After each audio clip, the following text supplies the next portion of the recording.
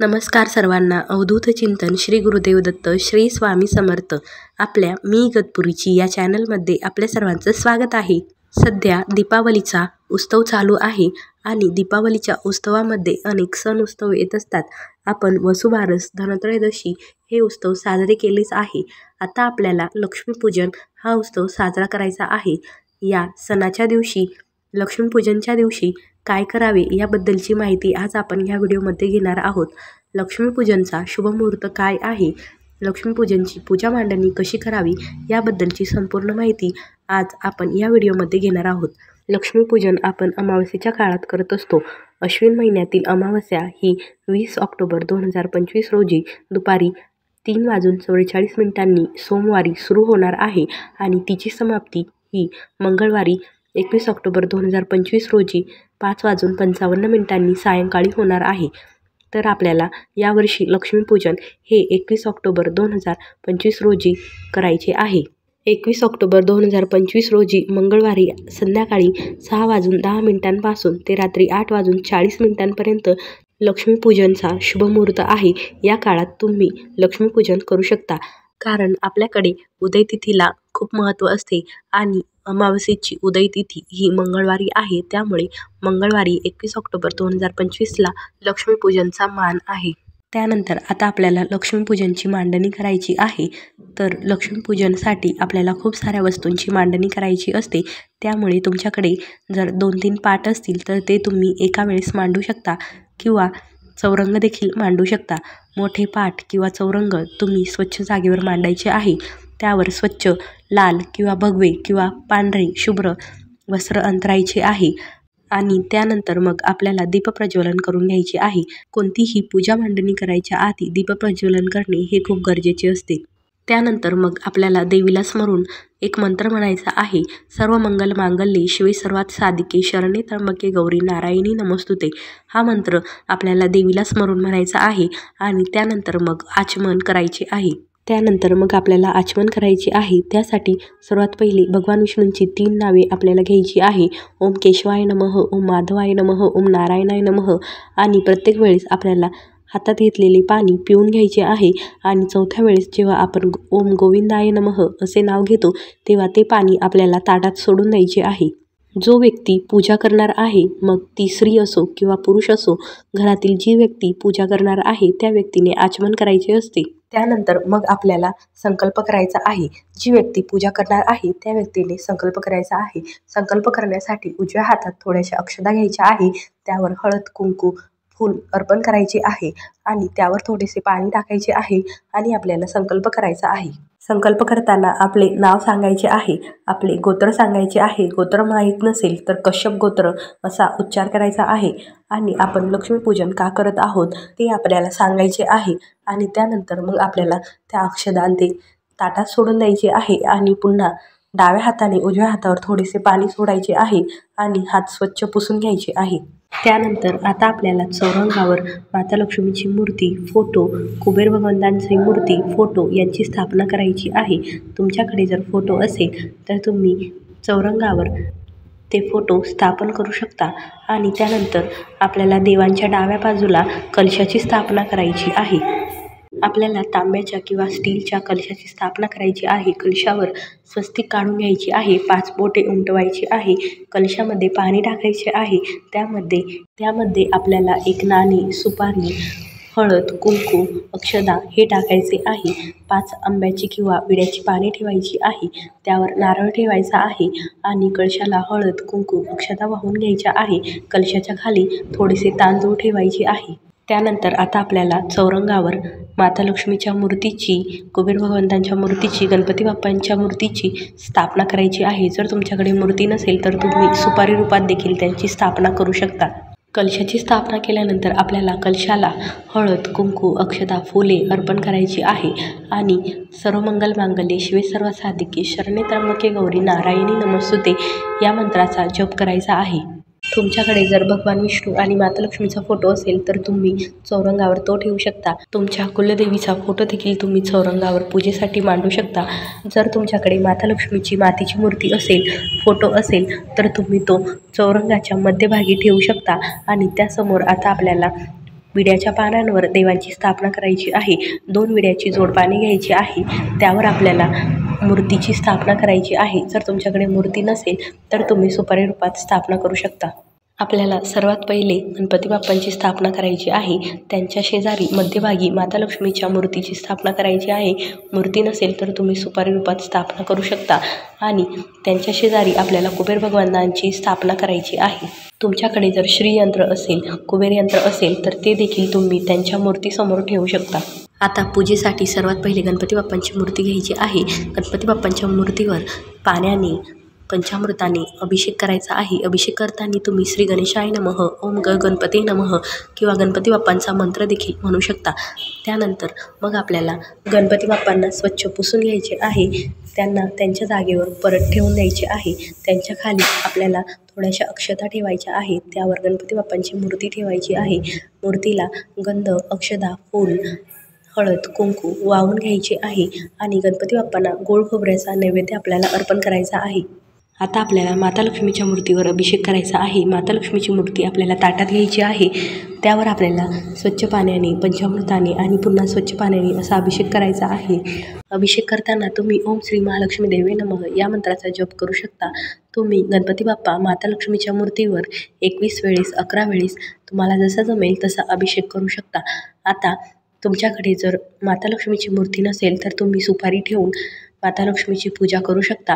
आणि तुमच्याकडे जर माता लक्ष्मीची मूर्ती असेल तर तुम्ही मातीच्या मूर्तीवर अभिषेक कसा करायचा, तर एक फूल आपल्याला पाण्यात बुडवायचे आहे आणि ते माता लक्ष्मीच्या मूर्तीवर शिंपडताना आपल्याला ओम श्री महालक्ष्मी देवे नमः या मंत्राचा जप करायचा आहे. असे तुम्ही 11 वेळेस, 21 वेळेस करू शकता. आता माता लक्ष्मीच्या मूर्तीवर अभिषेक केल्यानंतर माता लक्ष्मीची मूर्ती स्वच्छ करून घ्यायची आहे आणि पुन्हा विड्याच्या पानांवर किंवा आंब्याच्या पानांवर ठेवून द्यायची आहे. मूर्ती ठेवताना खाली तांदूळ ठेवायचे आहे आणि मूर्तीला हळद, कुंकू, अक्षता अर्पण करायच्या आहे. मूर्तीला फूल अर्पण करायचे आहे. माता लक्ष्मीच्या मूर्तीला फुले, धूप, दीप अर्पण करायचा आहे. आणि माता लक्ष्मीची सेवा करताना तुम्ही माता लक्ष्मीचे महाअष्टकम किंवा माता लक्ष्मीच्या कोणत्याही मंत्राचा जप करू शकता. त्यानंतर आता आपल्याला कुबेर भगवानांची मूर्ती ताटामध्ये घ्यायची आहे. मूर्तीला स्वच्छ पाण्याने, पंचामृताने आणि पुन्हा स्वच्छ पाण्याने अभिषेक घालायचा आहे. अभिषेक घालताना तुम्हाला जो पण कुबेर मंत्र येतो तो तुम्ही कुबेरांची मूर्तीवर अभिषेक करताना म्हणू शकता. त्यानंतर मूर्ती स्वच्छ करून घ्यायची आहे आणि पुन्हा तिच्या जागेवर ठेवून द्यायची आहे. तुमच्याकडे मूर्ती नसेल तर तुम्ही सुपारीचा देखील अभिषेक करू शकता. आता मूर्तीला अभिषेक केल्यानंतर मूर्ती स्वच्छ करून घ्यायची आहे आणि पुन्हा तिच्या जागेवर ठेवायची आहे. विड्याच्या पानांवर किंवा आंब्याच्या जोड पानांवर तुम्ही ही मूर्ती ठेवू शकता. मूर्ती ठेवताना खाली तांदूळ ठेवायचे आहे आणि त्यावर मूर्ती ठेवायची आहे आणि तिला हळद, कुंकू, अक्षता अर्पण करायच्या आहे. गंध, फुले अर्पण करायची आहे. धूप, दीप अर्पण करायचा आहे. त्यानंतर तुमच्याकडे जर श्रीयंत्र आणि कुबेर यंत्र असेल तर तुम्ही त्यांची देखील पूजा करून घ्यायची आहे. श्रीयंत्र माता लक्ष्मीसमोर आणि कुबेर यंत्र कुबेर देवतासमोर ठेवायचे आहे आणि त्यांची पूजा करायची आहे. त्यांना हळद, कुंकू, अक्षता अर्पण करायचे आहे. फुले अर्पण करायची आहे. धूप, दीप अर्पण करायचा आहे. आणि त्यानंतर आपल्या कुलदेवतेचा फोटो मांडायचा आहे. फोटोची देखील पूजा करायची आहे. फोटोला गंध, फूल, अक्षता अर्पण करायच्या आहे. धूप, दीप अर्पण करायचे आहे. आणि हे सर्व करताना तुम्ही श्री सूक्तमचे पठण करून हे अर्पण करू शकता. त्यानंतर आपल्याकडे जर माता लक्ष्मीची मूर्ती असेल तर तुम्हाला तिची देखील तशीच पूजा करायची आहे. आणि माता लक्ष्मीच्या मातीच्या मूर्तीला देखील हळद, कुंकू, अक्षता अर्पण करायच्या आहे. फुले अर्पण करायची आहे आणि तिची देखील पूजा करायची आहे. आणि ही पूजा करताना तुम्ही श्री महालक्ष्मी देवे नमः या मंत्राचा जप करू शकता. त्यानंतर तुम्ही भगवान विष्णू आणि माता लक्ष्मीचा फोटो मांडला असेल तर त्याची देखील तशीच पूजा करायची आहे. त्यांची पूजा करताना विष्णू गायत्री मंत्र आणि लक्ष्मी गायत्री मंत्र तुम्ही म्हणू शकता. तुमच्याकडे स्वामी महाराजांची, दत्त महाराजांची मूर्ती असेल, फोटो असेल तो देखील तुम्ही पूजेमध्ये ठेवू शकता. त्यांची देखील आपल्याला पूजा करायची आहे. त्यांची पूजा करताना आपल्याला श्रीसूक्त, पुरुषसूक्त म्हणायचे असेल तर तुम्ही म्हणू शकता. जर तुम्हाला वेळ नसेल तर तुम्ही श्री स्वामी समर्थ किंवा श्री गुरुदेव दत्त या मंत्राचा देखील जप करू शकता. आता आपल्याला आपल्या घरातील शिरई, झाडू किंवा आपण केरसुनी असे देखील म्हणतो त्याची आपल्याला पूजा करायची आहे. या दिवशी आपल्या घरातील झाडू, शिरई ही लक्ष्मी स्वरूपात असते आणि शिराई कोणती असावी, कशी असावी याबद्दलची माहिती आपल्या चॅनलवर आहेच. त्याप्रमाणे त्या शिराईची तुम्ही या दिवशी पूजा करायची आहे. आणि सर्वात महत्त्वाची वस्तू पूजेमधील म्हणजेच शिराई आहे. तर लक्ष्मीपूजनाला माता लक्ष्मीच्या सोबत आपल्याला ही शिराई देखील पूजेमध्ये ठेवायची आहे आणि तिची आपल्याला लक्ष्मी स्वरूपात पूजा करायची आहे.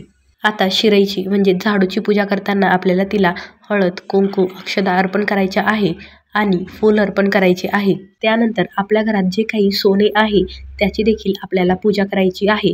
ज्या काही सोन्याच्या वस्तू आहे, आपल्या घरात काही कॅश असेल त्याची देखील आपल्याला पूजा करायची आहे. घरातील पैशांची, घरातील सोन्याच्या वस्तूंची आणि त्यासोबत आपल्याला नाणी देखील पूजेमध्ये ठेवायची आहे. आता तुम्ही लक्ष्मीपूजनच्या वेळेस धान्यांची देखील पूजा करू शकता. धान्य देखील तुम्ही पूजेमध्ये ठेवू शकता. त्यानंतर तुम्ही तुमच्या व्यवसायाच्या वस्तूंची देखील या दिवशी पूजा करायची आहे. तुमच्या व्यवसायाच्या वह्यांची, पुस्तकांची किंवा ज्या नोंदवह्या असतील, डायरी असतील त्यांची देखील या दिवशी पूजा करायची आहे. तुमचा जो काही व्यवसाय असेल त्याला जी काही महत्त्वाची वस्तू लागत असेल त्यांची देखील आपल्याला लक्ष्मीपूजनच्या पूजेमध्ये पूजा करायची आहे. त्यानंतर आपण दिवाळीसाठी खरेदी केलेल्या नवीन वस्तूंची देखील या दिवशी पूजा करायची आहे. त्यानंतर आपल्याला पूजेमध्ये फळे ठेवायची आहे. फळे, केळी किंवा काहीही तुम्ही पूजेमध्ये माता लक्ष्मीला ठेवू शकता. बरेच जण लक्ष्मीपूजनमध्ये फटाक्यांची देखील पूजा करतात. तुम्ही फटाक्यांची जर पूजा करणार असाल तर ती जरा जपून करावी, कारण फटाक्याच्या वस्तू दिव्यांच्या जवळ ठेवू नये. त्यानंतर आपल्याला मिठाची देखील या दिवशी पूजा करायची आहे. तुम्ही एखाद्या भांड्यामध्ये, वाटीमध्ये थोडेसे मीठ भरून ठेवू शकता, थोडेसे धने ठेवू शकता, त्यांची देखील आपल्याला पूजा करायची आहे. मीठ, पीठ, धने, घरातील धान्य यांची आपल्याला लक्ष्मीपूजनच्या वेळेस पूजा करायची असते. तुमच्याकडे जर ही पद्धत असेल तर तुम्ही त्याप्रमाणे त्या वस्तू पूजेमध्ये ठेवू शकता. त्यानंतर आता आपल्याला लक्ष्मीपूजनच्या पूजेमध्ये आपण जे काही फराळ केलेले आहे ते ठेवायचे आहे. बऱ्याच ठिकाणी 5 प्रकारचे फराळ पूजेमध्ये ठेवत असतात. तुम्ही जितके फराळ केलेले आहे त्यातील थोडे थोडे तुम्ही नैवेद्यामध्ये माता लक्ष्मीच्या समोर या लक्ष्मीपूजनच्या पूजेला ठेवू शकता. त्यानंतर पूजेमध्ये मिठाई देखील माता लक्ष्मीला अर्पण केली जाते. मिठाई, फळे, दिवाळीचा फराळ हे सर्व आपल्याला पूजेमध्ये ठेवायचे आहे. त्यानंतर आपली जी जुनी झाडू असते तिची देखील आपल्याला पूजा करायची आहे. तुम्ही आपली जी जुनी झाडू आहे, शिराई आहे, तिची देखील आपल्याला लक्ष्मीपूजनच्या वेळेस पूजा करायची आहे. अशा प्रकारे आपल्याला लक्ष्मीपूजनची पूजा मांडणी करायची आहे. आणि त्यानंतर माता लक्ष्मीला गोडाधोडाचा नैवेद्य अर्पण करायचा आहे. लक्ष्मीपूजनच्या दिवशी प्रत्येकाच्या घरी पुरणाचा स्वयंपाक असतो. त्यामुळे आपल्याला पुरणाचा स्वयंपाक, मिठाई, फळे, दिवाळीचा जो काही फराळ असेल, जे तुम्हाला शक्य होईल ते तुम्ही माता लक्ष्मीला अर्पण करायचे आहे. आता आपल्याला सर्व पूजा मांडणी झाली, नैवेद्य झाला. आता आपल्याला संपूर्ण घरात पणत्या लावायच्या आहे. आपले घर पणत्यांनी उजळले पाहिजे असे सर्वत्र आपल्याला दिवे लावायचे आहे. आपल्या घरातील कोणताही कोपरा अंधारात ठेवायचा नाहीये. त्यानंतर आता आपल्याला आरती करायची आहे. आपल्याला गणपती बाप्पांची, माता लक्ष्मीची, स्वामी महाराजांची, आपल्या कुलदेवीची आणि विष्णू भगवानांची देखील आरती करायची आहे. तुम्हाला ज्या देवांची आरती जमेल त्या देवांची तुम्ही आरती करू शकता. आता सर्वात महत्त्वाचं म्हणजे लक्ष्मीपूजनच्या दिवशी आपल्याला काही सेवा करायच्या आहे. तर त्याबद्दलची माहिती लक्ष्मीपूजनची जी कथा आहे त्या व्हिडिओमध्ये दिलेलीच आहे. परंतु यामध्ये तुम्हाला परत एकदा ती माहिती देते की आपल्याला लक्ष्मीपूजनच्या दिवशी कोणत्या सेवा करायच्या आहे. तर आपल्याला 1 माळ विष्णू गायत्री मंत्राची जप करायचा आहे. 1 माळ स्वामी समर्थ मंत्राचा जप करायचा आहे. 1 माळ श्री ऋणनाशक गणेश मंत्राची, 1 माळ लक्ष्मी गायत्री मंत्राची, 1 माळ कमलात्मक मंत्र, 1 माळ श्री श्रीम श्रीम श्रीम या मंत्राचा जप करायचा आहे. त्यानंतर 1 माळ षोडशी मंत्राचा जप करायचा आहे. त्यानंतर 1 माळ श्री विष्णूंच्या मंत्राचा जप करायचा आहे. 1 माळ कुबेर मंत्राचा जप करायचा आहे. त्यानंतर आपल्याला गीतेचा 15वा अध्याय वाचायचा आहे.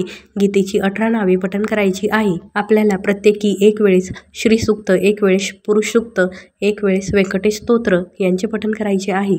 त्यानंतर 1 वेळेस आपल्याला विष्णू सहस्रनाम आणि 1 वेळेस रामरक्षा पठण करायची आहे. ज्यांना या सर्व सेवा करताना 1 माळ पठण करणे शक्य होणार नाही ते 11 वेळेस, 21 वेळेस, 51 वेळेस मंत्र जप करू शकता. आता सर्वात महत्त्वाचं म्हणजे लक्ष्मीपूजनच्या दिवशी आपल्याला सर्वत्र दिवे लावायचे आहे आणि आपण जो पूजा मांडणीजवळ दिवा लावलेला आहे तो आपल्याला कमीत कमी रात्री 12 वाजेपर्यंत तरी तेवत ठेवायचा आहे. तो रात्री 12 वाजेपर्यंत विझू द्यायचा नाही आहे. आणि आपल्याला रात्री 12 वाजेपर्यंत शक्य असेल तर तुम्ही दरवाजे ओपन ठेवू शकता. जर तुम्हाला सेफ वाटत असेल तर तुम्ही रात्री 12 वाजेपर्यंत दरवाजे उघडे ठेवू शकता आणि जर तुम्हाला सेफ वाटत नसेल तर तुम्ही दरवाजे लावून घेऊ शकता. आता लक्ष्मीपूजन झाल्यावर आपल्याला उत्तर पूजा कशी करायची आहे, तर ही सर्व पूजा आपल्याला दुसऱ्या दिवशी उचलायची आहे. दुसऱ्या दिवशी उचलताना आपल्याला हातात अक्षता घ्यायच्या आहे, त्यांच्यावर थोडेसे हळद कुंकू घ्यायचे आहे आणि माता लक्ष्मीची प्रार्थना करायची आहे की मी तुझी मला जशी जमेल तशी त्या पद्धतीने पूजा मांडणी केलेली आहे आणि लक्ष्मीपूजन केलेले आहे ते तू गोड मानून घेतले असशील आणि माझ्याकडून काही चूक झाली असेल तर त्याबद्दल मला क्षमा करावी, माफी करावी. आणि त्यानंतर त्या सर्व अक्षता आपल्याला पूजेवर टाकायच्या आहे आणि पूजा उचलून घ्यायची आहे. आता पूजेमधील प्रत्येक वस्तू ज्याच्या त्याच्या जागेवर ठेवून द्यायच्या आहे. धान्य, पीठ, मीठ हे तुम्ही आपल्या वस्तूंमध्ये वापरायला घेऊ शकता आणि जे काही सोने पैसे वगैरे आहे ते तुम्ही तुमच्या जिथे होते तिथे ठेवून द्यायचे आहे. देवाच्या वस्तू देव जिथे होते तिथे ठेवून द्यायचे आहे. कलशातले पाणी आपल्याला तुळस सोडून कोणत्याही झाडाला टाकायचे आहे. मिठाई, फराळ, नैवेद्य हे तुम्ही खाऊ शकता आणि बाकीचे फुले, पाणी हे तुम्ही निर्माल्यामध्ये टाकू शकता. आणि झाडू, शिरई, चूल, सूप हे जे काही नवीन वस्तू आणलेल्या होत्या त्या तुम्ही पूजेमध्ये ठेवल्या असेल तर त्या तुम्ही दुसऱ्या दिवसापासून वापरण्यासाठी घेऊ शकता. चूल ही स्वयंपाकघरात ठेवू शकता आणि सूप जे आहे ते तुम्ही धान्य साफ करण्यासाठी घेऊ शकता. अशा प्रकारे लक्ष्मीपूजनच्या दुसऱ्या दिवशी तुम्ही उत्तर पूजा करू शकता. अशा प्रकारे लक्ष्मीपूजनची पूजा मांडणी कशी करावी, तिचा शुभमुहूर्त काय आहे, सेवा कोणत्या कराव्या, नैवेद्य, आरती याबद्दलची संपूर्ण माहिती आपल्या या व्हिडिओमध्ये तुम्हाला दिलेली आहे. मी अपेक्षा करते की हा व्हिडिओ तुम्हाला आवडला असेल. व्हिडिओ आवडला तर चॅनलला सबस्क्राईब करा, व्हिडिओला लाईक करा आणि हा व्हिडिओ जास्तीत जास्त शेअर करा. व्हिडिओ बघितल्याबद्दल धन्यवाद. अवधूत चिंतन. श्री गुरुदेव दत्त. श्री स्वामी समर्थ. जय जय स्वामी समर्थ.